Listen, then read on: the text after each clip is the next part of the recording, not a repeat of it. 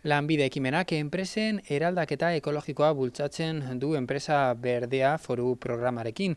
Gernika aldeko elkartei aurkezpen virtuala egingo diela, jakinarazi dute Gernika Lumoko udaletik, uztailaren 12an izango dela aipatuz.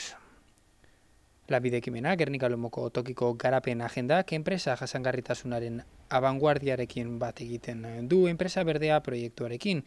Ekimen hau, Bizkaiko Foru Aldundiaren Bizkaia Orekan sakonduz programaren barruan kokatzen dela aipatu dute Gernika Lumoko udaletik, beste garapen agentzia batzuekin lankidetzan daudela azpimarratuz eta trantsizio ekologikoa Gernika aldeko enpresa txiki eta ertainentzako hazkunde ekonomikoaren eredu berriaren motor bihurtzea helburu duela esanez. Enpresa berdea apostu berritzaile gisa aurkezten dela azaldu dute, eskualdeko enpresei jasangarritasuna beren DNA-an integratzeko tresna eta baliabide multzo bat eskaintzen diena.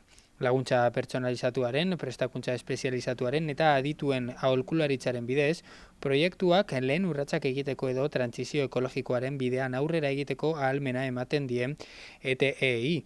Trantsizio arrakastatsu baterako ekintza sorta egingo dutela ere esan dute Gernika Lumoko udaletik. Gernika aldeko enpresa sarean praktika jasangarriak hartzea errazteko diseinatutako ekintza estrategikoen sorta zabala biltzen du proiektu honek. Enpresei trantsizio ekologikoko mikroproiektuak garatzen eta ezartzen laguntzen du hain zuzen ere, bono berdea programaren bidez. Enpresentzako prestakuntza eta sentsibilizazioa aklimarekin lankidetzan, enpresa sektorean existitzen diren trantsizio ekologikoko irtenbideak erakusteko tailer erakusleak dira.